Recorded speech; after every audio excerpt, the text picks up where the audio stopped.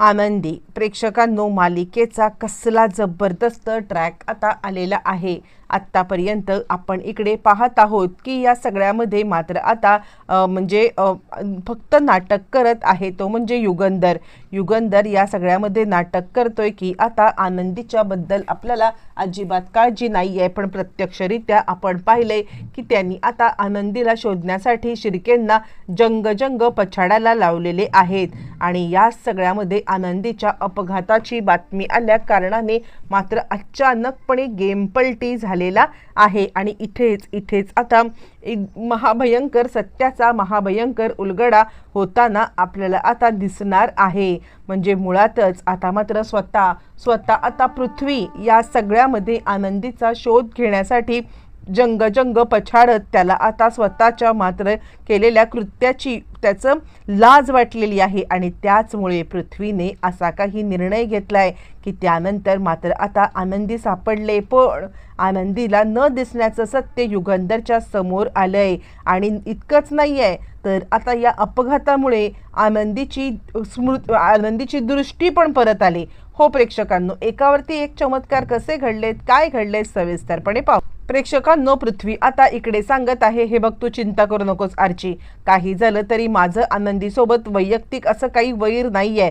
तिने खरं तर प्रत्येक वेळेला मला मदत केलेली आहे। हां, पण ती माझ्यासोबत जे काही खोटं बोलले ना त्यामुळे मात्र आता मी इकडे दुखावला गेलोय। पण म्हणून मी माझी माणुसकी सोडणार नाहीये, म्हणून मी माझ्या आईने माझ्यावरती केलेले उपकार सोडणार नाहीये। आणि आता या सगळ्यामध्ये काही झालं तरी मी तुला आनंदीला शोधण्यामध्ये आणि तिला सुरक्षित आणण्यामध्ये मी मदत करणार, हे मी तुला वचन देतो, असं म्हणत मात्र आता पृथ्वीने आर्चीला वचन दिलेलं आहे।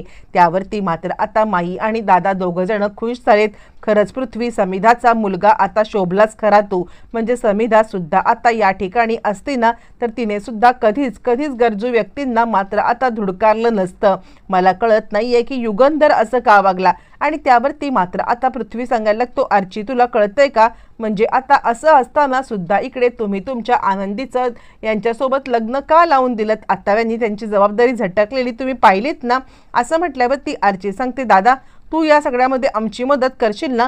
तो सांगतो, हो मी तुमची मदत करणार आहे। इकडे शिर्के विचार करायला लागले, हे काय करून बसले म्हणजे पृथ्वी सर, कारण आता जे काही सांगितलेलं आहे शिर्केंना युगंधरने ते म्हणजे आनंदीची खबरदारी सगळीकडे घ्यायची। पण आत्ता जर का पृथ्वी शोधायला निघाला आणि आता ही शलाका आणि आता विद्याधर हे जर बिथरले आणि यांनी नको तो काहीतरी प्रकार केला तर गडबड होईल। आणि त्याचमुळे मात्र आता इकडे पृथ्वीला शिर्के थांबवण्याचा प्रयत्न जरी करत असले तरी पृथ्वी काही ऐकायला तयार नाहीये। बरं, हे सगळं होत असताना इकडे आता शिल्पा विचार करते, हा पण ह्याच्या आईसारखा आणि बापासारखाच दिलाय, ह्याला थांबवायचं तरी कसं। आर्ची आता इकडे विनंती करत असताना आरती मात्र तिकडे नसते, तितक्यात आरती तिकडे आणि आता आरती सांगते, आर्ची काही गरज नाहीये या अशा माणसांच्या समोर हात जोडायची।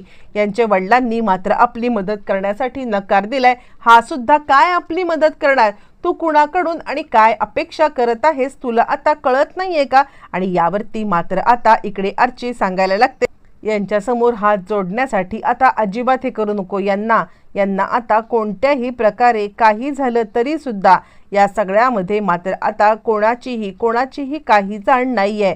म्हणजे आता यांनी आपल्या आनंदीला जवळ मात्र आता सोडूनच दिलेला आहे वाऱ्यावरती, अजिबात काही करण्याची गरज नाहीये असं म्हणत मात्र आता लगेचच ती इकडे सांगायला लागते। आणि त्यावरती मात्र आता आर्ची सांगायला लागते, नाही पृथ्वीदादा तसा नाहीये, पृथ्वीदादा या सगळ्यामध्ये मात्र आता आपल्याला नक्कीच मदत करेल, तू असं का बोलती आहेस। आणि असं म्हटल्यावरती मात्र आता लगेचच इकडे ती सांगायला लागते, कारण याच्या वडिलांनी मात्र आता आपल्याला यांनी काहीही सांगितलं तरी आता याच्यावरती विश्वास ठेवू नको, हे आपल्याला या सगळ्यामध्ये कधीच आता मदत करणार नाहीयेत। असं म्हटल्यावरती मात्र आता लगेचच या सगळ्यामध्ये इकडे ती सांगायला लागते, नाही पृथ्वीदादा मदत करणार। आर्ची आता चिडते आणि त्यानंतर मात्र आता आर्ची सांगते, पृथ्वीदादा तू आता शोधायला मदत कर। यावरती मिताली म्हणते, बस झालं, काय चाललेलं आहे हे सगळं बस करा।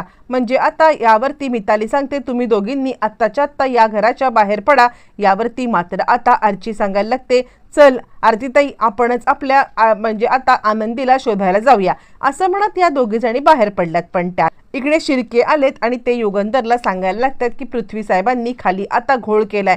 आणि त्यावरती युगंधर म्हणतो काय झालंय तरी काय. आणि त्यावेळेला मात्र आता लगेचच इकडे सांगायला लागतं, युगंधर सांगायला लागतो की काय झालं. यावरती तो म्हणतो की ते शोधायला निघालेले आहेत, ते म्हणजे स्वतः आता आनंदीला मदत करायला निघालेले आहेत. त्यावरती युगंधर म्हणतो कसं आहे ना, शेवटी कितीही बापासोबत त्याचं आता भांडण असलं काही असलं तरीसुद्धा या सगळ्यामध्ये मात्र आता बापासोबत भांडण असलं तरी बापाच्याच वळणावरती मात्र आता तो इकडे गेलेला आहे, बरोबर ना. आणि असं म्हटल्यावरती ते म्हणतात हो, पण याच्यामुळे यावरती युगंधर म्हणतो अजिबात चिंता करू नका, काहीही चिंता करण्याचं कारण नाही आहे. आता आपण एकच काम करायचं आहे, ते म्हणजे या सगळ्यामध्ये मात्र आता आनंदीच्या सेफ्टीची काळजी घ्यायची. यावरती शिर्के म्हणतात काळजी करू नका, मी आपल्या माणसांना पाठवलंय, आनंदीचा पत्ता आता समजलेला आहे, ते आनंदीला मात्र आता इकडून घेऊन येतील. ज्या वेळेला ते आता आनंदीला घेऊन येतील ना आणि तिला सेफ ठिकाणी मात्र आता ठेवायला म्हणजे सांगितलेलं आहे, तुम्ही चिंता करू नका असं म्हटल्यावरती युगंधर म्हणतो बरं झालं शिर्के तुम्ही आहात म्हणून, नाही तर आता मला खूप प्रॉब्लेम आला असता. तोपर्यंत इकडे आता घरच्यांना सांगतोय की हे बघा म्हणजे मी येईपर्यंत इथे कुणीही काही गोंधळ करायचा नाहीये आणि आता आनंदीला शोधून मी घरी आणणार आहे, काहीही असेल तो तिचा निर्णय असेल, अशा पद्धतीने तिने ह्या घरातून जावं, हेच आपल्यासाठी अजिबात चांगलं नाहीये.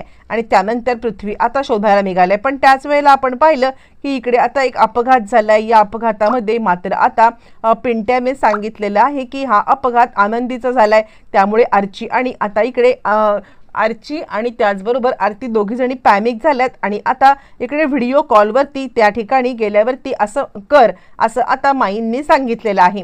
आणि त्याचप्रमाणे पिंट्याने तिकडे जाऊन व्हिडिओ कॉल केलाय. व्हिडिओ कॉल केल्यावरती मात्र आता इकडे पिंट्या सगळ्यांना दाखवतोय की तिथे एक मुलगी पडलेली आहे आणि ती मुलगी अंध होती आणि त्या मुलीला दिसत नसल्या कारणाने तिला आता टेम्पोने उडवलंय. पण ज्या वेळेला मात्र आता सगळेजण तिकडे पाहत आहेत आणि त्यावेळेला सगळ्यांना असं वाटते की ती आता आनंदीच आहे. पण या सगळ्यामध्ये मात्र आता ती आनंदी नसते, ती व्यक्ती वेगळीच असते. आणि आता ह्या दोघी जणी खूपच पॅनिक झाल्यात. तितक्यात तिथे युगंधर आलेला आहे आणि त्याच वेळेला युगंधरला माई आता तो व्हिडिओ दाखवतात. ज्या वेळेला माई आता युगंधरला तो व्हिडिओ दाखवतात आणि त्यावेळेला मात्र आता युगंधर इकडे तो व्हिडिओ पाहतो आणि त्याला काही कळतच नाहीये की हे कसं आहे. दिसताना तर आता ती आनंदीसारखीच दिसते आहे, पण शिर्के तर म्हटले होते की आनंदी मात्र आता सेफ ठिकाणी आहे, काय नक्की गडबड झाली असेल. म्हणून आता युगंधर खूपच पॅनिक झालेला आहे आणि युगंधर मात्र आता सगळ्यांना शांत राहायला सांगतोय. हे बघा शांत राहा, बघूया आपण काय करायचं ते आता, असं म्हणत युगंधर सगळ्यांना शांत राहायला सांगतोय. बरं हे सगळं होत असताना मात्र आता युगंधर या सगळ्यामध्ये शिर्केंना ताबडतोब कॉल लावतोय आणि त्या आता व्हिडिओच्या बद्दलचं काय सत्य आहे ते आता जाणून घ्या असं शिर्केंना सांगायला लागतोय. शिर्के आता सांगायला लागतं सर अहो काहीतरी गडबड झाले, कारण ज्या ठिकाणी मी आता आनंदीला ठेवलेलं होतं त्या ठिकाणी आनंदी मात्र आता नाहीये.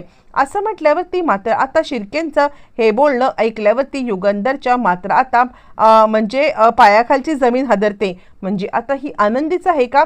आणि त्यावरती तो आता पिंट्याला सांगायला लागतो की या सगळ्यामध्ये ताबडतोब मात्र आत्ताच्या आत्ता तू मला ते ठिकाणाचं लोकेशन पाठव. त्या ठिकाणाचं मात्र आता लोकेशन पाठवलंस की या सगळ्यामध्ये मी ताबडतोब मात्र आता म्हणजे लगेचच तिकडे पोहोचतो. असं म्हटल्यावरती आता मात्र लगेचच पृथ्वीला पण ते समजलंय.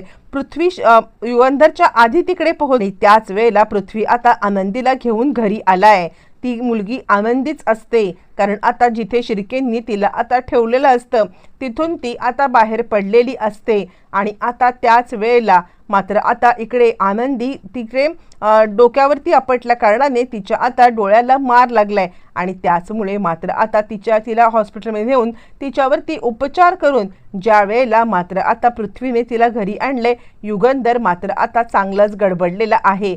युगंधर या सगळ्यामध्ये मात्र आता गडबडलाय आणि तो या सगळ्यामध्ये विचार करतोय काय आहे हे.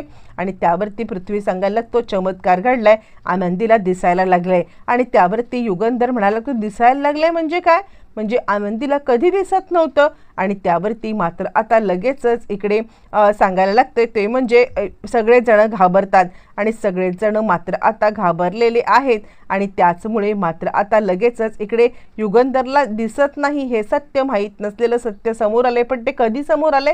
ज्या वेळेला आनंदीला डॉक्टरांनी दिसण्याची शक्यता सांगितलेली आहे.